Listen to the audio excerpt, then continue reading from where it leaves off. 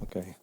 Bom, então, antes de mais, muito boa tarde a todos e, em primeiro lugar, agradecer à DSPA pelo convite feito para passar aqui uns minutos com todos vocês e também para vos dizer que para mim é um grande gosto voltar a esta casa, onde estive aqui há uns anos, vai fazer no próximo ano 20 anos, o tempo vai passando, a fazer um MBA e do qual tenho um grande gosto sempre em voltar a esta casa. Eu trago-vos hoje aqui um conjunto de tópicos que passam por explicar um pouco o que é que se está a passar na chamada Threat Landscape, portanto, o que é que se está a passar, porque há coisas que mudam de dia para dia, e trago-vos aqui um update daquilo que se está a passar do ecossistema de ameaças. Depois vamos falar um bocadinho como é que os atacantes estão a utilizar já a inteligência artificial para lançar ataques e para serem mais efetivos e mais produtivos nos ataques que estão a ser lançados. Vamos falar também de quais são os novos riscos e desafios da inteligência artificial generativa e que muitas organizações estão a apostar, e também como é que a grande oportunidade que existe na inteligência artificial para aumentar drasticamente as ciberdefesas das nossas organizações. Enfim, muito rapidamente, todos nós sabemos, e estamos aqui já há 2 dias a falar disso, não é? Estamos a viver um dos grandes momentos de grande transformação nas nossas vidas com a vinda da inteligência artificial, que vai afetar muitos setores, e aqui eu estou a falar de uma área em específico. No entanto, muitos dos sistemas que estão a ser adotados pelas organizações vêm trazer também aquilo que é chamado um aumento da superfície de ataque. E esta apresentação vai focar-se essencialmente nisso, não é? No que é que a inteligência artificial vem mudar no lado dos atacantes, o que é que a inteligência artificial vem trazer de oportunidades para as ciberdefesas das organizações e para as equipas que estão do lado das organizações a defendê-los, e também quais são os novos riscos e desafios e como falar um pouco também como é que eles podem ser endereçados. Eu fiz aqui um exercício para ter alguma informação mais atualizada, de pegar em 8 dos últimos relatórios anuais que saíram de empresas reconhecidas de cibersegurança. Na verdade, estas empresas são as empresas que realmente, como se costuma dizer, que estão nas trincheiras, portanto, que estão à frente, estão a proteger as empresas, têm muitos dados, estão ao lado das empresas quando têm muitos ciberataques. Portanto, eu peguei nestes 8 relatórios e também com a ajuda já agora de um Custom GPT que me ajudou aqui a analisar e a processar estes dados, vi o que é que havia de tendências em que alguns relatórios falavam, não importa agora também saber que relatórios é que falam o quê, mas, e não vou passar aqui, vou-vos poupar de passar aqui por todas estas tendências que estão a ser analisadas, mas aqui começamos logo a ver que há aqui uma tendência, não é? Também por causa das questões geopolíticas internacionais.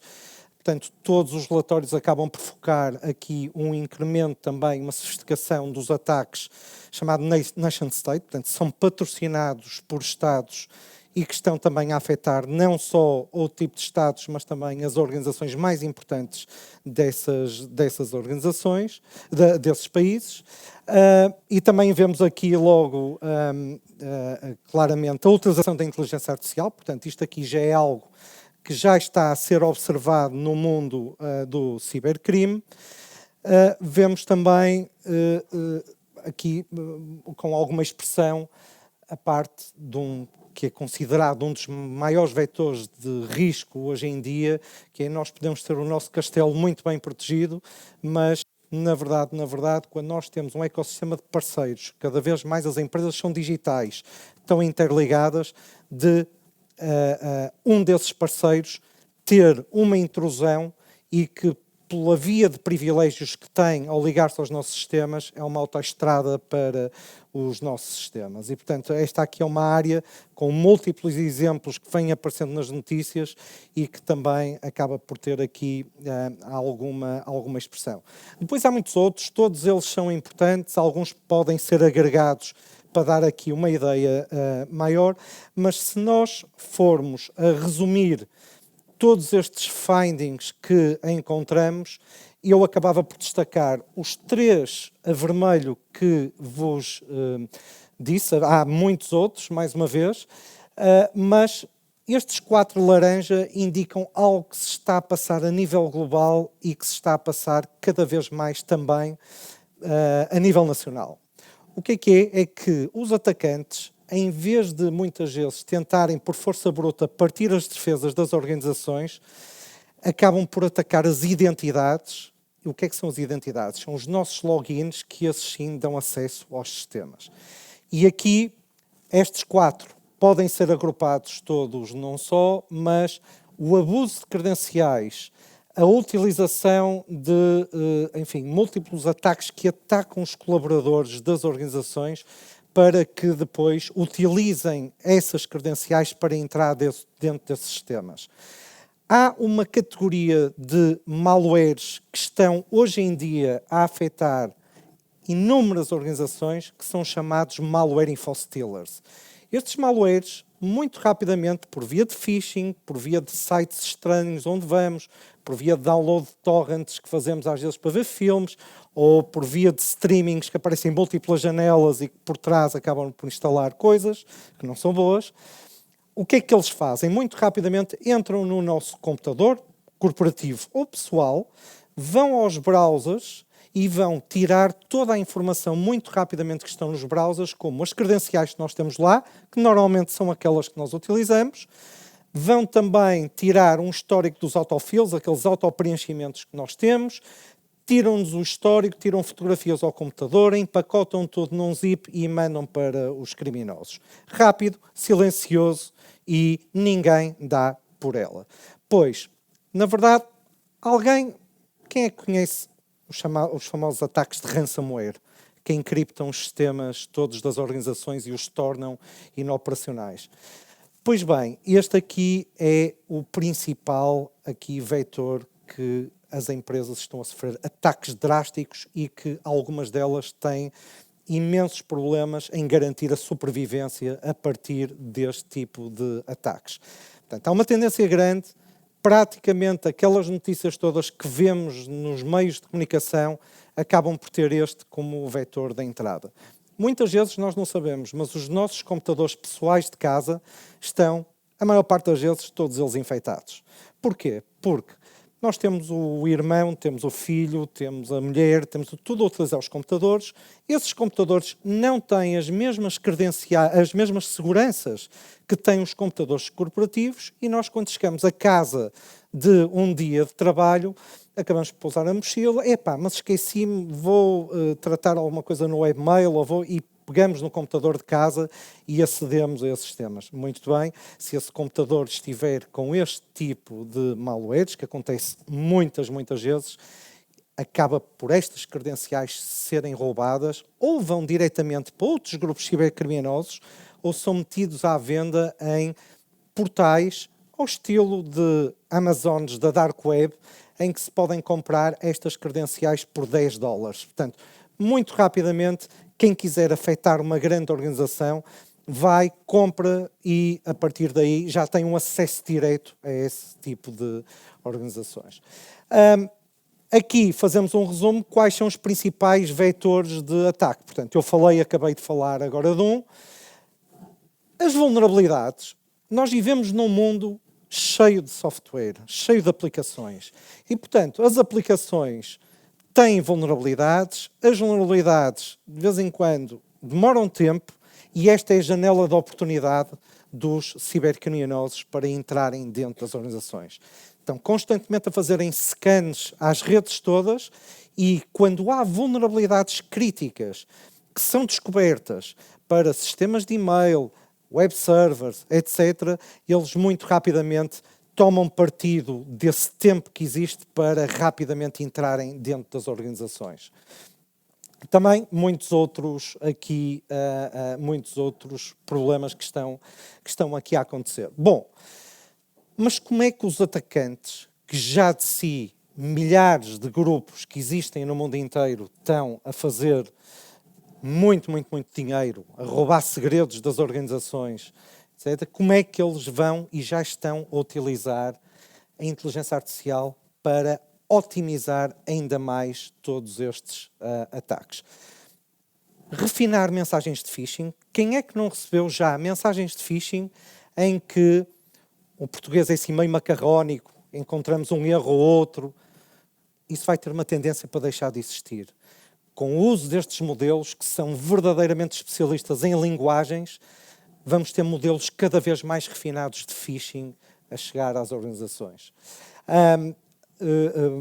Desenvolvimento de malware. O que é malware? Falou-se aqui nas sessões anteriores. Malware acaba por ser código malicioso. São linguagens de programação. Estes novos sistemas de inteligência artificial generativa são especialistas neste tipo de linguagens. Phishing as a Service, muito importante, AI-Generated Content. Todos nós vemos como é que é a facilidade hoje em dia para desenvolver conteúdo altamente realista em texto, imagens, voz, e já há exemplos concretos de fraudes brutais que estão a acontecer por via deste tipo de conteúdos altamente sofisticados. A automatização de ciberataques, enfim, eficiências, comprometimento também de sistemas de AI, mais alguns. Portanto, onde eu queria, a certa altura, focar-me dentro desta panóplia é na possibilidade de, ao analisar grandes dados, os atacantes conseguem fazer bypass aos controles de segurança que existem nas organizações. No phishing vai estar cada vez mais evoluído. Os deepfakes, misinformation, etc. A capacidade de produção de conteúdo é verdadeiramente brutal e altamente realista. A engenharia social também tem e já está a ter aqui um impacto, e a capacidade realmente de produzir código malicioso que vai, de certa forma, ser muito mais eficaz nas ferramentas que os criminosos atacam. E, na verdade, se nós nos focarmos aqui nos deepfakes, eu trago-vos aqui 2 exemplos para mostrar o que é que realmente é possível hoje em dia. Este é um caso de uma empresa multinacional que, com escritórios em Hong Kong, em que foi desenhado um ataque altamente preciso, em que foi chamado para uma call remota, de Zoom ou Teams, não me recordo, em que os superiores do colaborador do departamento financeiro chamaram-no para essa reunião, e o que estava nessa reunião eram avatares digitais a fazer o mimicking do Chief Financial Officer e de mais uns colegas superiores, e em que acabaram por despoltar transferências de 25 milhões de dólares. Isto aconteceu há 2 meses. Muito rapidamente, trago-vos aqui só um pequeno vídeo para verem o que é um AI. Neste caso foi o cofundador do LinkedIn a fazer uma experiência só para verem o nível de realismo a que estamos a chegar. To be interviewed by a digital version of myself? Well, great question.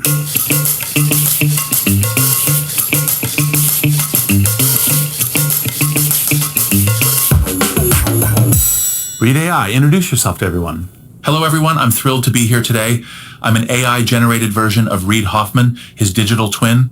My thinking and everything I am saying comes from a custom GPT that is based on 20 years of Reid talking and making content. So I've read all his books, watched his speeches, and listened to his podcasts. I think it gives me a pretty good sense of how you approach the world, Reid.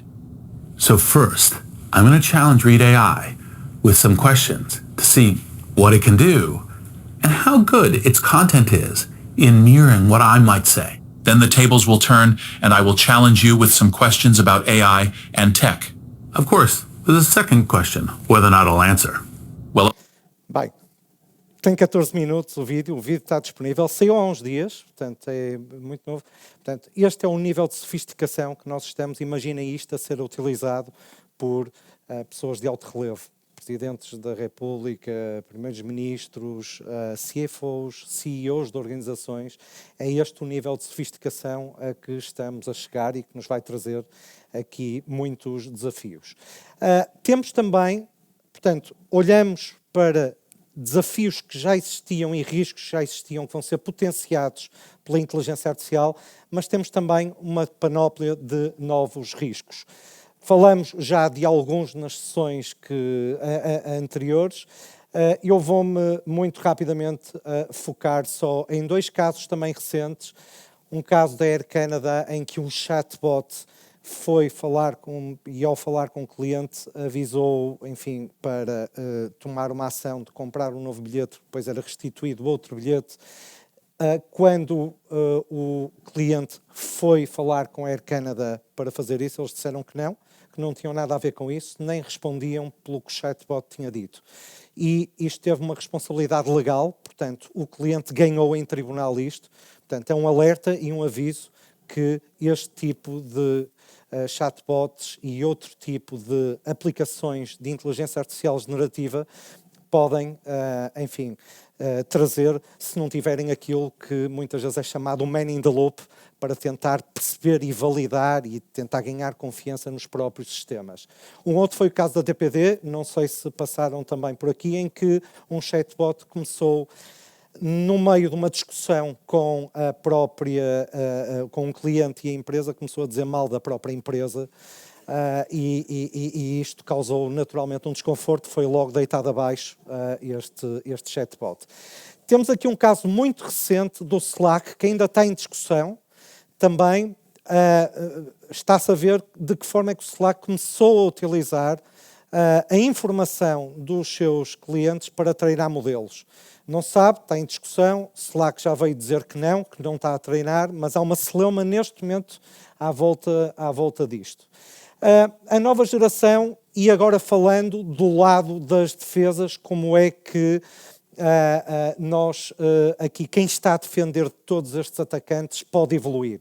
Isto é uma tremenda oportunidade hoje em dia.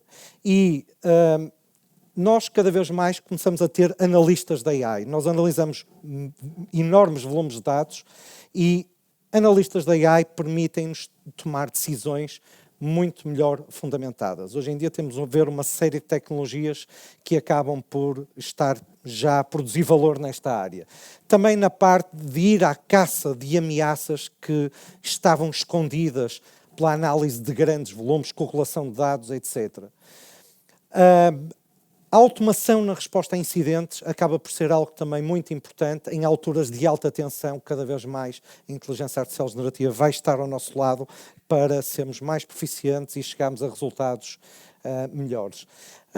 Na parte de compliance também, e há múltiplos casos em que podemos utilizar para a elaboração de políticas de segurança de informação, etc. Múltiplos casos em que podemos ter um enorme ganho de valor. Muito rapidamente, a AI é uma, como se costuma dizer, double-edged sword, portanto, está a ajudar atacantes, mas também está a ajudar as defesas. Vai ajudar a reduzir aquilo que é uma enorme escassez de talento, não vai resolver, mas vai ajudar a resolver, a reduzir, vai fazer um empowerment das equipas de segurança. Claro que tudo isto necessita de muito governance para funcionar da melhor forma e da forma como é tratado.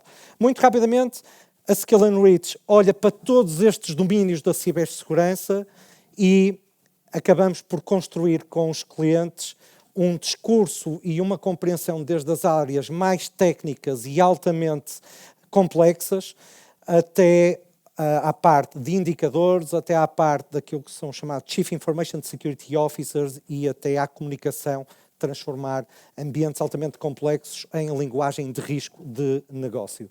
Portanto, eu gostava com isto de... tenho aí uma imagem a dizer Time's Up, portanto, bem intimidatória, de me despedir de vocês. Há um momento em que falamos de todos estes riscos, que é a AI Security and Privacy Conference, e muito obrigado a todos pela vossa atenção.